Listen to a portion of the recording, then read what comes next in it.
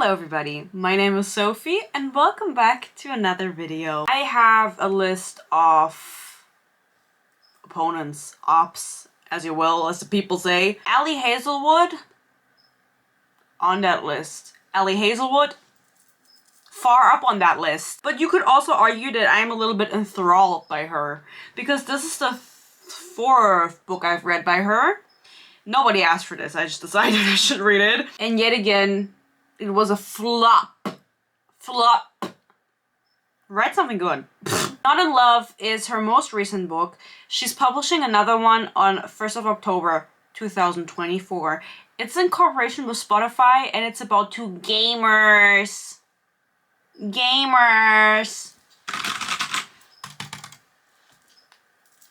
I just say that I feel like Mrs. Hazelwood, if that's even your real name. No, it's not. You think there's an Italian walking around called Hazelwood? For some reason, she has claimed this spot. Whatever the fuck that spot is. Within the publishing world. And she just has decided that she should make or create all of these stories where I just feel like she has no business writing about them. No, obviously you can write about gamers even if you're not a gamer. Then she's publishing a book next year, and that one is about a diver and a swimmer. You know what I mean? Like, I feel like her books thematically all feel the same. Because they are. And I say that even though I've now officially read all of her genres, because we have boring. We have whatever the fuck the Love Hypothesis was. What genre is that? Bride, which is not a fantasy. What is it called? Guys, what is it called? It's on the tip of my tongue.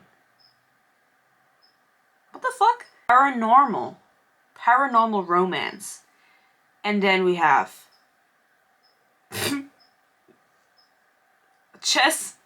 What is the chess book called? Check and Mate. Just young adult. And with this book, this is erotic romance, which is also considered new adult. So maybe Love Hypothesis was new adult romance and this is new adult erotic romance. Oh my god, all of these terms. Why are we using terms for everything? Like, just let people be. I didn't know what this book was about before I started reading. I didn't know what the book was about while I was reading because Mrs. Allie Hazelwood decided, let's just have them have diabolical sex that is just most plain vanilla sex you've ever seen. Let's tease with anal but not do it. Has she ever written about anal? Like, honestly, has she ever done it? She doesn't commit. I'm getting enraged already. So before I start, I want to give a shout out to someone on Instagram. You thought I was going to say my members? After. Because I asked on my story, hiding the Love Hypothesis. No, what did I read? Not in Love. Ugh, they're all the same. And I said, new review is on the way. Whoever can guess the book first gets a shout out. If you want it or not. Hint, I've read 3 books by this author and they were all different genres but equally bad. I actually took that picture today in the bookstore. I went to the bookstore specifically to take the picture. But I also got the new Jujutsu Kaisen volume. But I can't show you because I don't have it right here. It's on my bed beneath the blanket. If you're ever wondering why are there blankets in the back? Dead bodies. I'm kidding. It's messy. Also, watch the ads so I can buy new batteries. And a fan. Or an AC, because I am sweating if you're wondering. Why is she so shiny?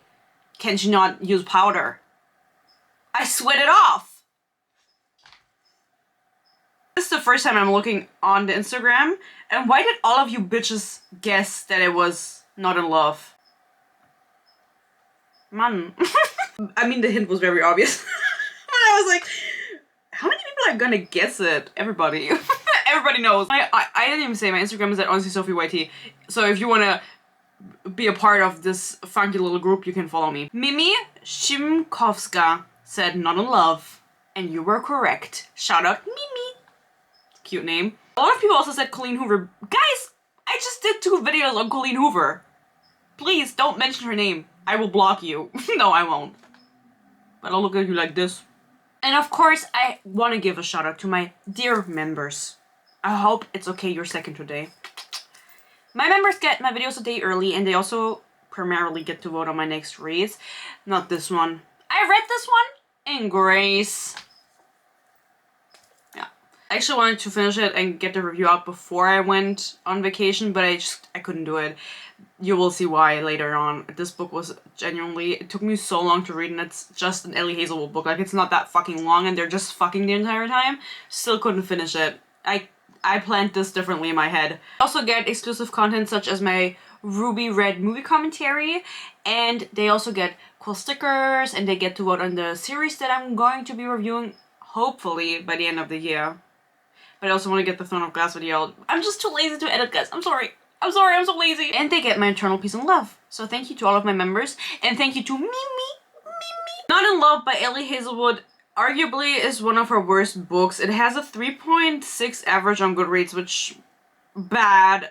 No, honestly, like 3 stars isn't even bad, but I feel like at this point in time, people will genuinely not read a book if it has a 3 point something average. Like, that will turn them off. They need a 4 in front of it, and I get it because I'm the same, but you know, my members decide, so who am I to speak? Besides, on this one, I put myself through it, and now I have to pay for the consequence for my own actions, or the consequence, or both. I'm going to pay. I'm not sure why we needed this book, because why did we need another one that was the same as the other ones? Another one! Another one! What bothered me specifically, and you will see this later when I read out the most fashionable quotes of this book, the most PG-13 quotes of this book. No, click off. If you're 13. I don't even know what PG-13 means. It means 13, no? Click off. I felt like, and I need the erotic romance readers to rise up who are watching, that this was so male gazy. Yes, I have to use the term. Romance books I read usually are always focused on lovey-dovey. Not even lovey-dovey. How do I even explain it? Like, the vibe is just completely different from this book. And so I don't know if I should blame it on the genre, but if I, like, honest to God, I don't think Ellie Hazelwood knows exactly what she's doing. She just called this erotic romance because there's like a ton of fuck. There's a ton of fuck. And I think that was maybe just the best genre to call it, but the sex scenes, you can write them in a way where they still feel like they flow within the story and they have their own place in their story and your two main characters connect. But that wasn't the case here. It was genuinely just like they met to fuck and that was it. There was no connection between the characters. Also the way that both of them actually thought in their inner monologue, in their dialogue, spoke in their dialogue. It was like, it made me go, ew. Oh, why are we saying that? Like, that makes me feel icky. And I'm not prude. Or am I? We'll find out later. We'll see how far I go with reading this out. Ugh. If you're my future employer, don't watch this, please. This is between me and the girls. And whoever else is watching. Not just limited to girls. There's a dual POV. I think this is the first dual... Is it? Where did I get this from? Maybe I read it somewhere. That this was her first dual POV book. Because I genuinely don't remember. I don't remember. When I was on holiday, I kept doing a fake American accent. And if it ever comes through in this video and I start sounding like this, just be sure that it's because I was making a fake American accent on vacation, because I figured out that when I speak in that tone, I just get very loud. And so I thought it was really funny, so I feel like since I haven't spoken English properly in a while, I keep falling back into that, because that's what I was doing for like 2 weeks, so... Thank you guys! Alas, what I wanted to say was, the main character is called Rue Seabird. My first ever fan was called Seabird. I wonder where they are now. Rue Seabird, her POV is first person, and then Ellie Kilgore, his POV is in third person. I was confused. Not sure why. Just make it consistent? I'm generally, like, I don't know what stylistic device choice this was. if there was even a thought behind it, or she just accidentally wrote it that way and then realized too late and didn't want to change it. But what is it truly about? You wonder. I also wonder, because there was no plot. We have Rue Seabird, my #1 fan, my first fan ever, and she works at a company. I know that I'm doing it, I'm sorry. I keep falling into that tone. She works at a company that works with biofuels. Again, Ellie Hazelwood is a neurosurgeon, neuroscientist. There's a difference. I am not saying she doesn't know what she's talking about when she's talking about brains and anatomy and shit like that. But do I think that she knows shit about biofuels? Maybe not as much as she thinks she does. And it's like, that's how I think with all of the topics she writes about, because some of them just seem like she thought they were a vibe. Like, she watched the documentary, and then she was like, I kind of want to write about this, and then she did. But she didn't really look that deep into it. And I mean this with peace and love. You know, she's one of my #1 ops. I have multiple #1 ops. Colleen Hoover, Alex Astru, Ellie Hazelwood, the list goes on. So Rue works at this company because it's her friend's company. This friendship is never developed throughout the story. We don't get to see them interact, or barely get to see them interact. She has one other friend. Her name is Tisha. I will not be mentioning her again. Trisha Paytas is her other friend. My #1 fan, Rue Seabird from back in the day, and Trisha Paytas are best friends. And they went to college together. They worked together at this company with Florence the Machine, and Florence the Machine is a little bit shady. She's also a redhead. I feel like every Florence is a redhead. I know one Florence in my life, which is weird because I'm German and I don't feel like that's really a name that you'll encounter in Germany. And she was also a redhead. She doesn't know who I am. I know who you are if you're watching. I see you. At this company, she doesn't really do anything with biofuels. Her focus is on making produce last longer. And there's a term, it's like a coating thing, like the produce gets coated in something and then it stays fresh longer.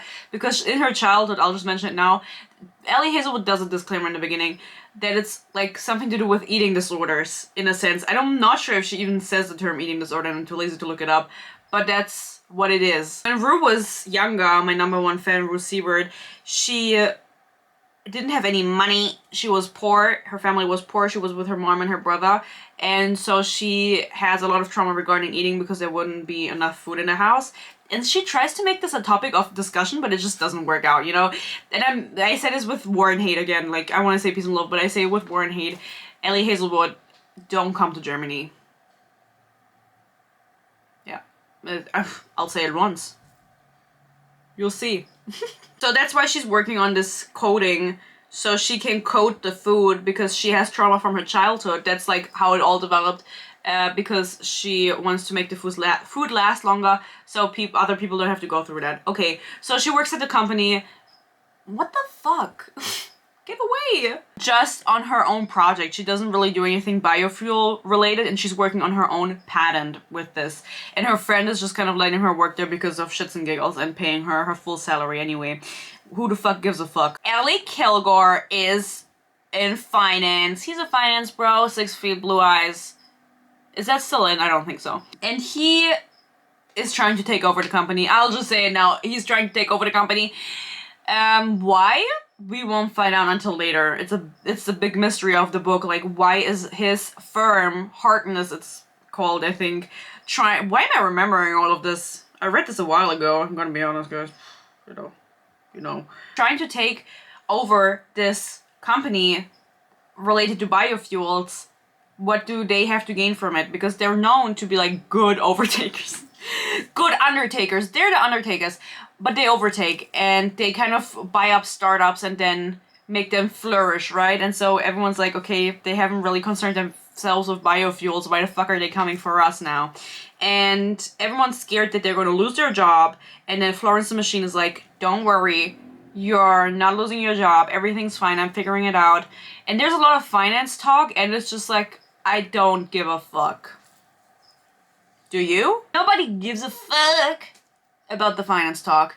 And the issue is, you start out right within the finance talk, which means the two main characters, or not the two main characters, the main character, Rue Seabird, my super fan, and Trisha Paytas are trying to figure out what all of the terms mean, because there was like a email sent out to the company about this overtaking, and they're calling Trisha Paytas' sister Kelly.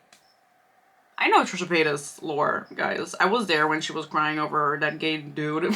And she's explaining all of these finance terms to them, what they mean, but she's like, I need more information, blah, blah, blah. Then they go to a meeting, and we see Ellie Kilgore and get a flashback to the night before, because it turns out my superfan Ruth Siebert, I will have to mention that they're my superfan every single time, because genuinely, guys, there was someone called Siebert who kept commenting under every video when I had like 5 subscribers. So, you know, raise them up. Ruth Siebert had met Ellie Kilgore. We need an equivalent for him. I don't care. The night before, because they meant to hook up. Because Ruth Siebert is sexually liberate, or whatever the fuck you say. Ellie was no aesthete. He had no idea whether this woman was objectively, scientifically beautiful, or whether her face simply came together in a way that seemed to work perfectly for him. Either way, the result was the same. A big fucking turn on. I hate bitches that can't say whether someone is objectively attractive. What do you mean? It usually comes from the men, too, when they talk about other men, because they're like, I can't say a dude is hot. Now you can't even say it about a woman? Maybe you're ace. He's not, guys. He's really into He's really into fucking. He's really into fuck, and he's really into tit. Don't worry about it. We'll get to it. Yeah, they get nasty. They meet the night before this meeting at the bar because they want to hook up. Oh, because they met on an unspecified dating app. And her brother is harassing Seabird. And Seabird doesn't know how to get out of the situation, so Ellie Kilgore turns up and he's like, yo, dude, fuck off. And then he kind of defends Seabird from her brother, and they don't end up hooking up. But she leaves a big impression on him. I don't remember if they kiss or not. Maybe they do. I think they do. And then she leaves her number on his hand because I think they're like mutually attracted to one another immediately after seeing. I mean, I just read it out to you. You were there. They meet again after that meeting in her lab or something, guys. Plot-wise, I genuinely don't remember the timeline of things. They're irrelevant. Like, honestly, if I'm just trying to get to the good. You know what I'm going to get to. He turned to tell her and forgot to speak. Her haircut, he realized, was more elaborate than he'd originally thought. What kind of hairstyle do you think she got, if it's more elaborate? As a white woman. It was cropped close to the skull for a couple of inches around her left ear. Pretty. This bitch got an undercut. Now, be careful to regard the cover where you cannot see said undercut, because that wouldn't appeal to the masses. And there is no relevance to this undercut. He thinks about it twice in this book, so I'm not sure why it is apart and what it's what she's trying to tell us with the main character having an undercut, that she's quirky a little bit, maybe? I don't know. The reason they make out that night is also because he drives her home and they reveal their first fucked up story to one another. This is kind of a theme. You know what it reminded me of? It Ends With Us, where they tell naked truths, but like, it was equally bad. The fucked up stories that they tell each other is a way for us to find out about their past and also for them to connect. Now, I will read this out to you. When my sister was born, my parents kept saying how perfect she was, and I was so resentful I refused to even look at her for weeks. There were no platitudes, no raised eyebrows, no attempts to soften what he just said. She just studied him with the same lack of judgment he'd reserved for her, as though he hadn't just shared the most fucked up of stories. You murdering someone would be a little bit more fucked up than you ignoring your baby sister when you were a child because you were jealous, and that's like a normal reaction a child can have. Sorry? So, he's a little bit delusional. That's what I'm trying to say. Not even a little bit, like he's a lot delusional. Also important to mention, because the book mentions it maybe 50 times? 60. Seabird is a little bit autistic. Allegedly. Now, while that is not a bad thing, arguably it's a good thing to have autism representation in a main character in a mainstream book. I feel like she flopped with this. I feel like it would have been a good idea if we had explored it further, because it's mentioned time and time again. The main character struggles with social interactions. She doesn't understand social cues. She's very like deadpan, and people oftentimes don't get her what she's saying, and she doesn't get what they're saying, like if they're implying something or not. And it's mentioned that she went to therapy at some point because of her childhood, and I feel like, isn't that something that would come up?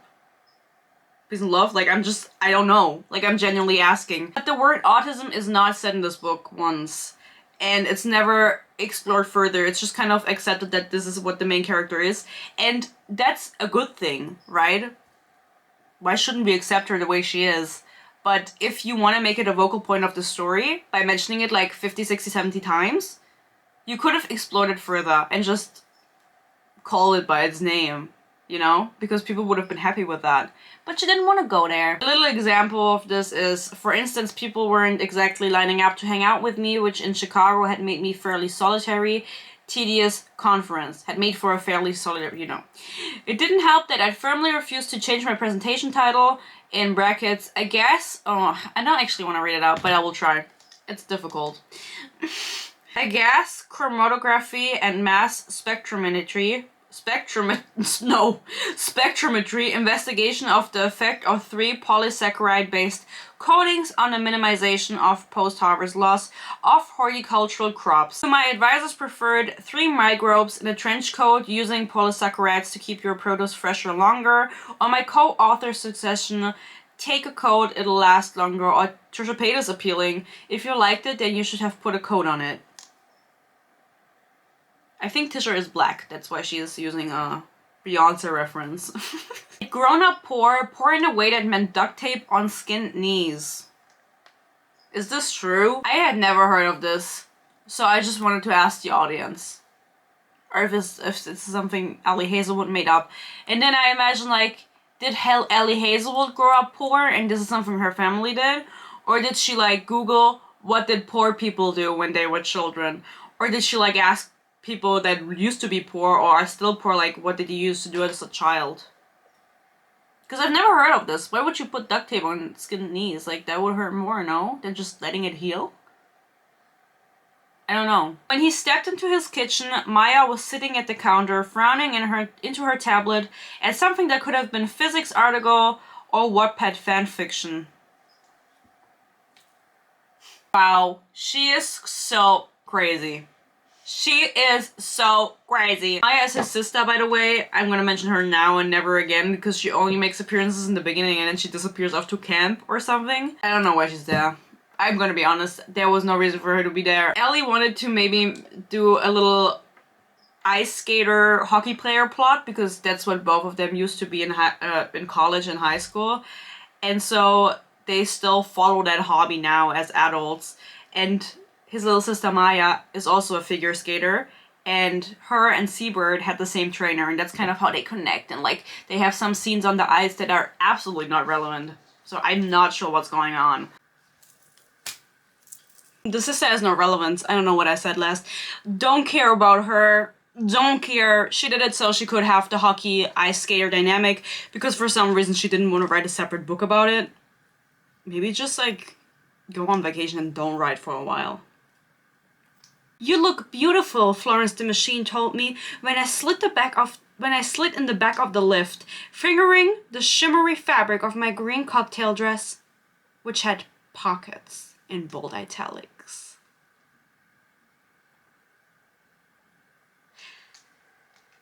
I love millennials. You're so cute with your little pockets. Just bring a fucking bag.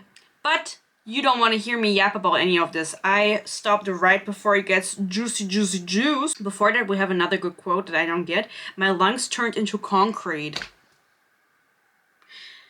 I've never heard that expression before, Allie. Do we think Allie's real name is like Alessia? That's an Italian name. I'm a quarter Italian. I would know. Alessandra? I don't know any other Italian names. The dude, Ellie Kilgore, was engaged before he got with my superfan Seabird. And he is 34 and she is, I don't remember how old she is. I think they have like, I think she's still in her 20s. Do we particularly care? No. Or do you? Then you have to look it up, because I can't tell you. But he was engaged before, and we get like weird introductions, no, how do you say, like inputs about his ex-fiancée, and he will like think about her and talk about her, and it's like, do I give a fuck about your ex-fiancée when you're trying to fuck the girl in this book? Especially because it was like an amicable breakup. At least give me some drama. Now he's trying to woo Seabird, I think, and I genuinely can't believe that this was written by a woman. I'm so sorry. Like, as I said, this book gives me male gaze vibes, gives me written by a man who's never spoken to a woman vibes, particularly sometimes. Wipes. Why do I say it with W? Wipes. Vibes. It's hard for me to say. My mouth can't form these vowels. It definitely didn't work out, but it was for the best. I think she'd agree too, but since I met you, I've been thinking ... What? Ugh, I can't even read it out.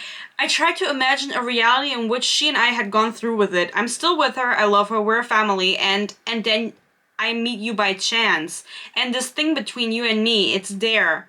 I keep thinking about how fucking tragic it would be for me, for her. I've never been tempted to cheat on a partner, but this pull, it would still be in my head?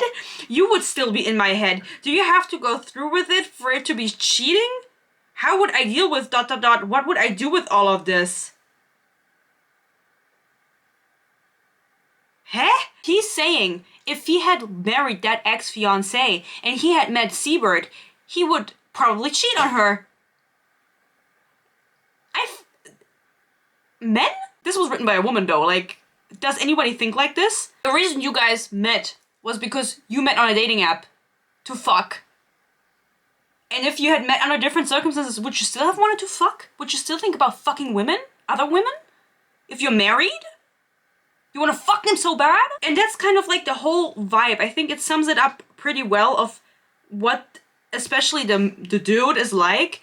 He feels so icky. He keeps saying shit. We'll get to more quotes. He keeps saying shit. And it's like, how could you sit there and write this with a straight face and think that, oh yeah, this is gonna be like, this is gonna show the reader. Like, they're gonna love him for saying this. Like, he wants to be with her so bad he would cheat on his wife that he would have hypothetically had, because he doesn't have her. They broke up.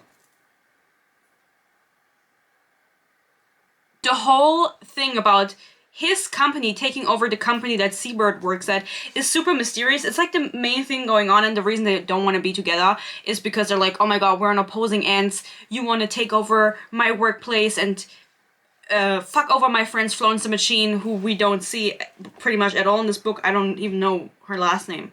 Oh, no, I do. It's the name of the company. But, you know, I don't care about her friend. And these Ellie Kilgore and his friends, who are the company, apparently there's just like 4 people running this company, and I don't think they have any employees, if I'm being honest, because it just seems like they're doing everything and taking over every company in the world, every startup in the world.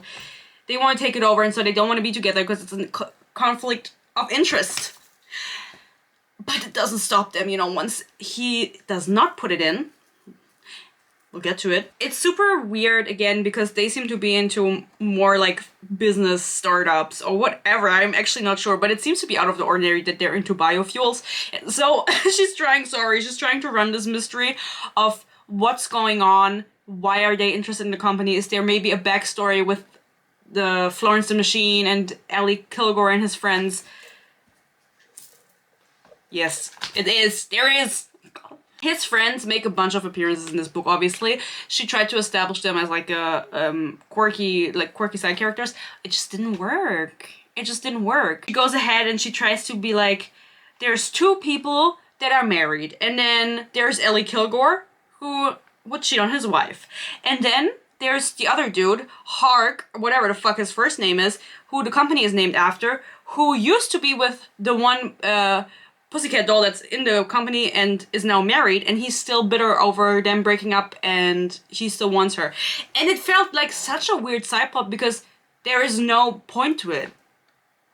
They keep mentioning like, Maybe she's gonna write a spin-off, I don't know, where they get together, she cheats on her husband, because apparently this is a bunch of cheaters. And it's like, he's so bitter about it, it gets mentioned multiple times, Seabird gets told about this, and there's just no reason for it. Because there's like no conflict happening out of it, because there was a conflict in the past, these people have known each other since college, they are friends, they are bestie babes, bestie pops, or are they? Yes, they are.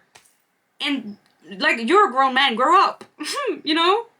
Go get a new bitch. I don't know. Sorry, men, stand up. They really want to fuck, and so they do. But they don't do pee-pee and poo-poo. They don't do pee-pee and poo-poo. She's not into that. Seabird does not want to have penetrative sex.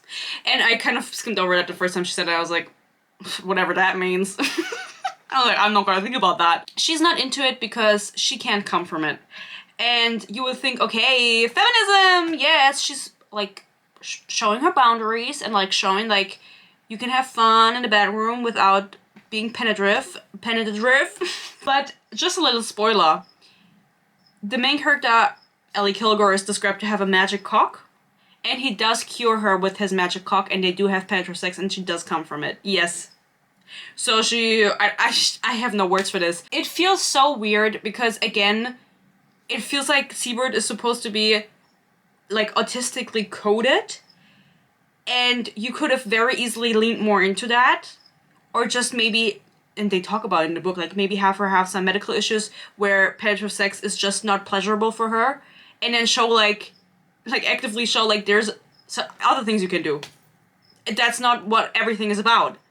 But instead she chose actively to be like, no, I'm gonna have them actually fuck and she's gonna come. And it's gonna show that you just need a big dick that you can't fit in your mouth wholly to make you come.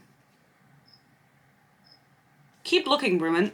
For all the women watching, keep looking. His thumb slid to the inside of my thigh, brushed against the cotton covering my mound. I did not know what mound meant. I was like, what the fuck is a mound? It's the gooch. Venushügel. Why the fuck would you use these big words when they're having sex? Now I have to Google, I have to stop. Well, you can look up things on your Kindle. I had to stop reading and look up a mound because I was like, what is he sliding against? Up inside of my thigh, and then I was like, maybe she has like a little bump. Like that interviewer.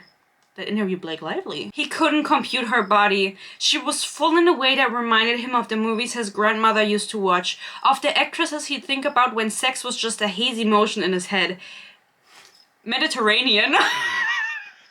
Mediterranean, he thought, with rounded hips and a rounded stomach, and with rounded hips and a rounded stomach and rounded shoulders and some rounded, truly luscious, magnificent tits.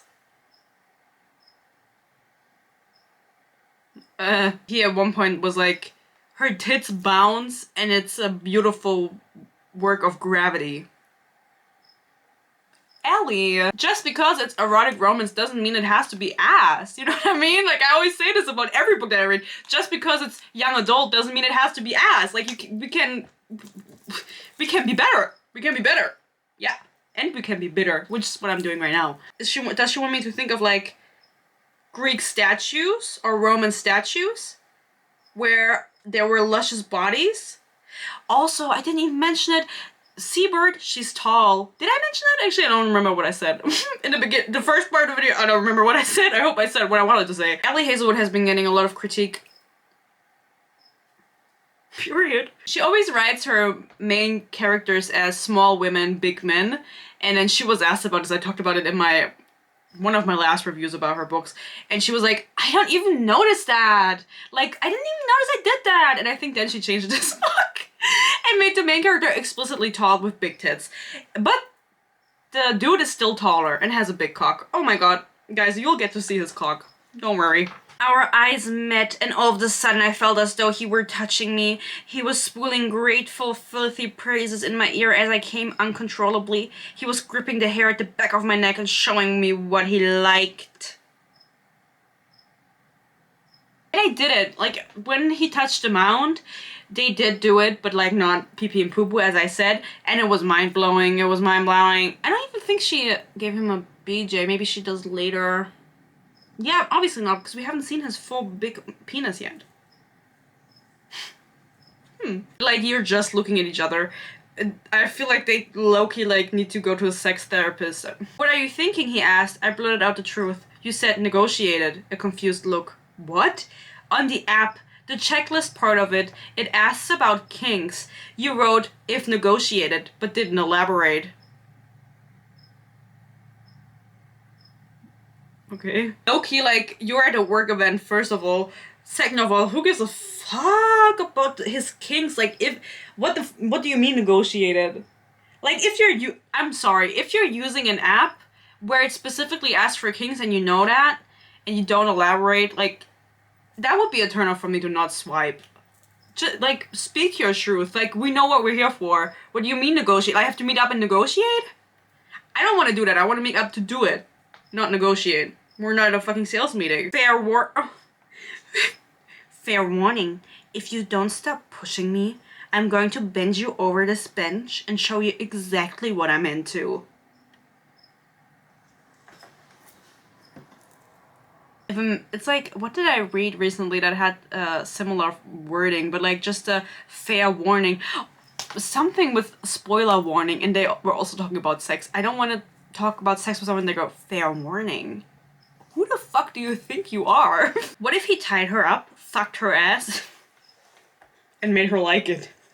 Okay, I feel like I marked more, but because I read this on vacation and sometimes I was on my phone, sometimes I was on the Kindle, I feel like it didn't go over exactly, but I do remember this quote vividly. It was my favorite quote. I'm down for whatever. Really? For whatever? I nodded. So can I press you into the mattress right now and fuck your ass without lube?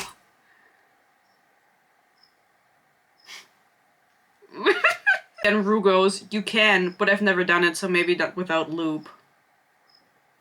And I generally thought we were gonna get some anal. And you know what she didn't write?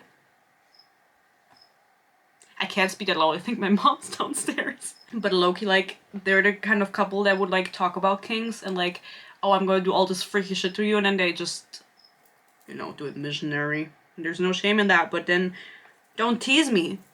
I was waiting for it. I don't think she's... Have I talked about it before? I don't think she's ever written pee-pee and poo-poo. Literally. Literally poo-poo. Squeezed my ass in a way that could only be described as indecent? When is squeezing an ass not obscene? I took him in my mouth as deep as I could, which was only about halfway. I told you guys. It literally says it in the book. You thought it didn't say it? It does. Mega schlong. And then, I cannot say it. I once got demonetized because I said the C word. Just know that she herself describes her hoo-ha as the C word. Anatomy... What the fuck? Like he mapped every sound of pleasure to the anatomy of my hoo-ha, but it's a C word. Does any lady describe her own hoo-ha as the C word? Listen, I don't mind calling people it. Not that I do, because I do speak German, and so the occasion doesn't really arise. I just feel like I would never call it that. I have too much respect for it. Like, it just feels like, again, a thing that a man would write. And I mean this with peace and love to the men watching. I don't want to start a fight with you. Not today. You know? Maybe tomorrow. You can write however you want, but I just feel like, why would you write it like this? Or is erotic romance always like this? It's just like, write just like pussy. Why do I never read pussy? You know what I mean? There was something about the way he said it, something admiring and eager, that had me contracting around the first phalanx of his finger when it slid inside me. Because he does finger her, but she doesn't want to put the ding dong in it. How many words can I come up with to describe it? What is the first phalanx? It is the fingertip. Like, this is a phalanx, and then this, and then this. Did I know that? No. Did I have to Google it? Yes. This is another thing that Ellie Hazelwood does, where she will occasionally, in all of her books, throw in like odd anatomical words or hyper-specific like terms where it's like, would your main character know that? Like, I don't know, maybe it's just me because, again, maybe I just don't know the word, but do normal English speakers, I mean this with peace and love, do you know what a phalanx is? Like, would you understand what that means? Or wouldn't you also just say fingertip? Because I'm sure there's an anatomical term for it in German too, maybe even the same one, but I only know Fingerkuppe. Just say it as it is, you know? Why are we making it complicated? She will do this in all of her books, where it's like the main character or whoever character's perspective, where they wouldn't even know. They wouldn't even know that term. Why do we write it then? It's because she knows, you know? She knows. He was already shuddering, eyes screwed shut and face twisted with pleasure as he made unrestrained noises and came inside me. Oh, they do it! Surprise! And came and came and came. Bold italics. He has so much cum. Ooga ooga! He has so much testosterone! Why do I need to know that as a reader? Just write he came. Like, are you not a little bit embarrassed? Like, I'm even embarrassed reading it, but you have to imagine when I read this, I had to snort, because I was like, why is he coming so much? Is he okay? Also, they do it for the first time in this scene, I remember, and he only puts the tip in to her gooch, and it immediately comes. It's only a tip. He's not even, like, more than a tip. Maybe it's just the tip of the tip. He had definitely sucked on her throat while coming inside her. She was absolutely breathtaking. Lush and full and deeply fucked and fuckable. Isn't that how everyone wants to be described? Deeply fucked and fuckable. I don't know. Of course, you're wondering, oh my god, Sophie, why are they taking over the company? I'm just gonna reveal it now because I'm bored. Back in college, all of them, Florence the Machine and all of the company finance dudes used to study together, but Florence the Machine was their mentor, professor, whatever, and my administering their project in biofuels. And then she stole the project and made it her own and got the patent for it, and there was a whole story about it, and they're kind of mad at her for that, you know, because she stole their project. And so they established this company in revenge and now had enough funds to finally come get her ass off the stage, you know, and retake the company. They want to take it over again. They're trying to find for any flaws, anything unethical she's done, going through all the documents. That's what's happening in the background.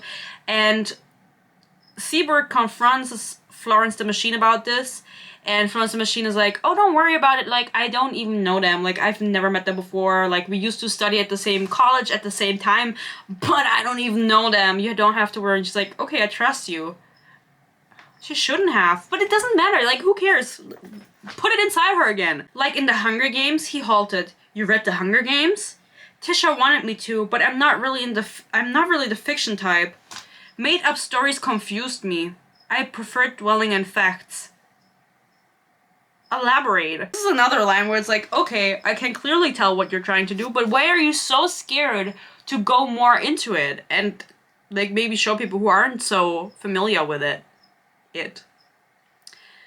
I don't know, she is not a good writer, that's why. They fight. They do, because she finds out after fucking him in his car that Florence the Machine got interviewed by him at one point, and neither of them had told her about this incident. And she's like, never message me again. But then her brother that she has, another side story that no one cares about, comes and is like outside of her apartment trying to kick the door in. And so she calls not the police, she calls Ellie Kilgore. Ellie Kilgore comes over and he says to him, you can't act this way around her, okay? Because she's going to get sad. And if she gets sad, then I'm going to get mad. And there will be consequences. That brother is like in his mid-20s. So why are we talking to him like he's a toddler? I would have told that man, kick that door again, I'm gonna fuck you up. Straight to the point. What do you... Sad, mad, I'm gonna beat you up.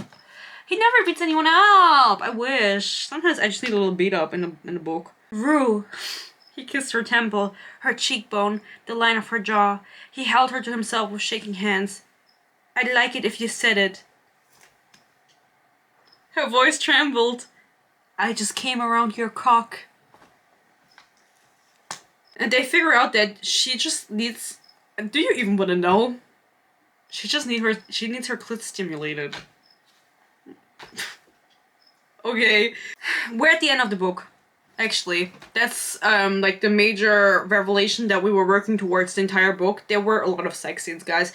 I know I didn't really read them out. Again, I am worried for my future. But honestly, they were not even that good. Again, for this being an erotic romance, I would have imagined she would write some kinkier things. But the most they do is like, what did they call it? Like orgasm edging. They just did edging. That's it. At the end of the day, they figure out that Florence the Machine has been committing some sort of unethical fraud, or I don't know, she wasn't doing fraud, she was doing something. The company wanted to fuck up Florence the Machine, but Florence the Machine was trying to sell Rue's patent that she had been Robert Pattinson. She tried to sell Robert Pattinson because she had been working on this coding stuff, produce coding thing, and she needed the money. Florence the Machine needed the money, so she tried selling Robert Pattinson to someone who was interested. And they were like, yes, we're gonna buy him, but that would mean that Seabird wouldn't have Robert Pattinson. She wouldn't have the patent anymore, and she didn't know about this. She thought Florence the Machine was her friend, that she could trust her, but she was willing to sell her friend's patent that she had been working on for years, so she could get the money to not lose her company. Ellie Kilgore said, I'm not gonna let that happen, bitch. Because I just came inside you after putting the tip in. They were using a condom, don't worry about it. And they make a deal where it's like, they get 60% in equity. She stays as the CEO, but only has 5% of the company, and the other bitches that are involved get 35%. So she can keep the 5%. She takes the 5% and the CEO position just so she won't sell Robert Pattinson. And then they get married, and he talks about plugs, but again, we never see any plugs in the entire book, so I don't think they're using any. I think he's lying. They get married or engaged at the end of the book, and she's like, oh my god, where's the ring? Because he was just like, marry me. And she's like, you don't even have a ring. And he's like, now you're pretending to care about such things after you let me put plugs in you every week? Why didn't you put them in when I was there? Not that I particularly cared to see them, but I wouldn't have minded. I don't know, this entire book was such a mush. There was nothing in it, like, it's over. She genuinely, yet again, wanted to write sex, and so she did. And then she realized, wait, I have to make a plot around it, and so I'm not sure why she made it so complicated. I feel like she could have just written a hockey and ice skating romance, and it would have been much simpler. And why she was like going for these high stakes with companies, losing a company, big words, teasing anal and not doing it. She's not committing. If you've read the book, you need to let me know what you think. And if I'm being overdramatic by saying like that I feel like it was male gazy, right? Because I know some people like, that's not even a thing, blah, blah, blah. For me, it is. It's my truth. I think you can write erotic romance without it being so weird. And so icky feeling. And also you can write erotic romance and not have the main character who is actively, like, she's really sexually active and so is the man. And her knowing she doesn't like penetrative sex and then kind of like having this quest on him making her like it, it felt a little bit weird. And it's called Not in Love because they keep saying we're just fucking and in love, by the way. I didn't say that. But they are in love. Yoo-hoo! They get married. Yoo-hoo! My dearest book haters and all other people who are watching who don't want to be labeled as a book hater. I'm not putting a label on you. Thank you so much for watching. Again, I think there's nothing, well, not I think, but I know there's nothing else to say. It's like, everything was said, no plot, no character development, just sex, bad sex scenes, and I understand why this book is her lowest rated, allegedly, I actually don't know. I assume it's her lowest rated one of her full-length novels, because she has written a bunch of novellas that also allegedly weren't that good, so write a book about a German. I hope you enjoyed this video. Let me know what you think if you've read the book. Who is your #1 op? Let me know. You can follow me on Instagram at HonestlySophieYT, on Goodreads at HonestlySophie. I actually haven't rated this book yet. I have to think of something until this video goes up. Thank you again to all of my members for supporting me and making it possible for me to read books like this. You're the best. I hope you stay happy, you stay healthy, peace and love, and hopefully I'll see you in my next video. Bye bye.